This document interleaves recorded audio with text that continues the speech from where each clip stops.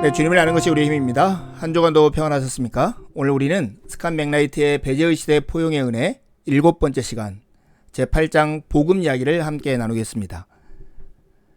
배제의 시대 포용의 은혜는 은혜로 구원받는 것에서 그치지 말고 은혜로 변화된 삶을 살라고 우리에게 요청합니다. 여러분, 우리를 향한 하나님의 목적이 무엇이죠? 그것은 하나님을 사랑하고 다른 이들을 사랑하며 하나님을 대신해 세상을 잘 통치하고 다스리는 것입니다. 이 목적을 위해서 인간을 회복시키시는 하나님의 사역이 바로 복음입니다. 복음은 우리 모두를 위한 하나님의 선물입니다. 지난 시간에 우리는 복음이 무엇인지를 이렇게 정의했습니다. 복음이란 공동체의 정황 안에서 하나님과 연합하고 다른 이들과 세상의 유익을 위해서 다른 이들과 교제하도록 인간을 회복하시는 하나님의 사역이다. 이런 정의를 잘 암송해 놓으면 좋겠죠. 복음은 분명 하나님께서 우리를 위해서 우리에게 행하시는 어떤 것입니다. 또한 하나님의 감사 안으심의 장기적인 방향은 온 세상을 유익하게 하시는 것입니다. 이 말은 곧 우리가 축복이 되는 존재라고 주장하는 것과 다름이 없습니다. 복음이 이토록 큰 것이라면 우리는 다음과 같은 두 가지 질문을 하지 않을 수 없죠. 첫 번째 질문은 복음이 우리에게 실제적으로 무엇을 해주는가 하는 거고요. 두 번째 질문은 이 회복은 실제로 어떻게 일어나는가 하는 것입니다. 오늘 이 복음 이야기를 통해서 이 두 가지 질문에 함께 답을 해보시죠. 복음이 우리를 회복시키실 때 복음은 우리에게 실제적으로 무엇을 해줄까요? 복음은 삶에 관한 세 가지 근본적인 문제들을 해결하기 시작하는데요. 그 세 가지 근본적인 문제들이란 고통의 문제, 죄의 문제, 구조적인 악의 문제입니다. 여러분, 고통의 문제에서 복음은 예수 그리스도께서 십자가의 끔찍한 죽으심을 통해서 고통과 아픔을 흡수하셨다라고 우리에게 선언합니다. 두 번째, 인간의 죄인됨의 문제에 대해서 복음은 성부, 성자, 성령 하나님께서 자비롭게 우리를 끌어안으시며 이러한 포용을 통해서 우리를 용서하시고 우리를 회복하시고 우리로 죄를 이기게 하시고 우리에게 힘을 더해 주신다라고 우리에게 선언합니다. 세 번째, 세상에 만연한 구조적인 악의 문제에 대해서 복음은 예수 그리스도께서 대안적인 공동체, 즉 하나님의 나라를 마련해 주셨다라고 우리에게 선언하죠. 그리고 실제 그 일을 우리 가운데 시작하셨음을 우리에게 선포합니다. 그렇다면 이 죄와 고통과 만연해 있는 악의 문제에 대해서 하나님이 회복하실 때 이 회복은 실제로 어떻게 일어날까요? 여러분, 여기서 주의할 게 있어요. 하나님이 하시는 그 사역을, 그 큰 사역을 한 단어로 줄여서 말할 수 없다는 것입니다. 은혜를 한 단어로 묘사하거나 복음을 한 단어로 묘사할 수 없죠. 우리를 위한 하나님의 사역을 한 단어로 줄여서 말하는 것은 도저히 불가능합니다. 하나님의 속죄는 기술이라기보다는 신비이기 때문에 이렇게 많은 이야기들이 필요한 것입니다. 교회는 굳이 속죄를 설명하는 단일한 이론을 제시할 필요가 있다고 생각한 적이 없습니다.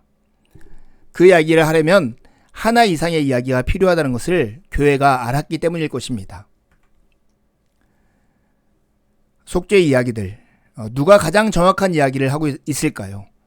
언제나 교회는 다른 이들과 세상의 유익을 위해서 하나님과 연합하고 다른 이들과 교제하도록 하나님께서 에이콘들을 회복시키며 하나님의 사역은 선교적 공동체를 형성하시는 것이라고 가르쳐 왔습니다. 그런 큰 맥락 속에서 속죄라는 것은 하나님과 타락한 인간이 하나됨을 뜻하는 말입니다. 기독교 역사 속에서 다양한 속죄 이론이 있었는데 대표적으로 5가지를 들면 이와 같습니다. 이레나이우스가 주장한 총괄갱신 이론, 초기 신학자들이 주장한 속량론, 안셀무스라는 신학자가 주장한 만족설, 개신교 종교개혁자들이 주장한 형벌대속설, 아벨라르의 모범설이 그것입니다. 여러분, 하나님과 하나 된다는 의미의 속죄, 이것에 대한 대표적인 5가지 이론을 조금 더 자세히 살펴보려고 해요. 이레나이우스의 총괄갱신 이론은 인간의 현실을 이렇게 묘사해요. 타락으로 하나님의 모양을 잃어버린 상태이고 스스로 회복할 능력이 없는 상태라는 거예요. 이런 상태에서 하나님과 인간의 하나됨을 위해서 그리스도께서 하신 일이 무엇이냐면 아담적인 삶을 총괄갱신할 길을 내시고 우리에게 그 약도를 내어주셨다는 거예요.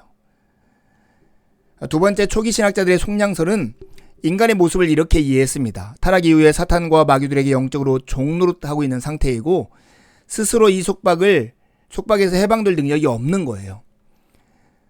이런 상태에서 그리스도께서 하나님과 우리 사이에 하나됨의 길을 내시기 위해서 이 땅에 오셔서 사탄을 이기시고 그 결박을 깨뜨려 버렸다고 주장합니다.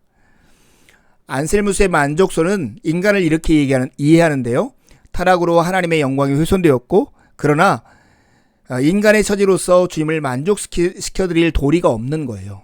그때 하나님과 타락한 인간 사이에 다시 하나됨을 위해서 그리스도께서 오셔서 온전한 하나님이고 온전한 인간으로서 완전한 대속물이 되셔서 하나님을 만족시켜드렸다라고 얘기합니다. 네 번째, 개신교 종교개혁자들의 형벌 대속론에서 인간은 죄를 지어서 하나님의 진노를 받아야 마땅한 존재라고 인간을 이해합니다. 그런데 하나님께서 하나님과 인간 사이의 온전한 관계를 회복하기 위해서 그리스도를 보내셔서 대속물로서 하나님의 진노를 대신 받으시고 그리스도를 믿음으로 의롭다 칭함을 받을 길을 내셨다라고 주장을 하죠. 마지막 다섯 번째, 아벨라르의 모범설인데요. 이 모범설에서 인간은 어떻게 살아야 할지를 모르는 존재, 하나님과 이웃을 사랑할 줄 모르는 존재였어요. 그런데 예수님께서 이 땅에 오셔서 따라야 할 모범으로 죽으셨고 그의 삶을 묵상함으로써 하나님과 이웃을 사랑하고 심지어 자기 목숨을 이웃을 위해 내어줄 자리까지 이르게 된다라고 하는 것입니다.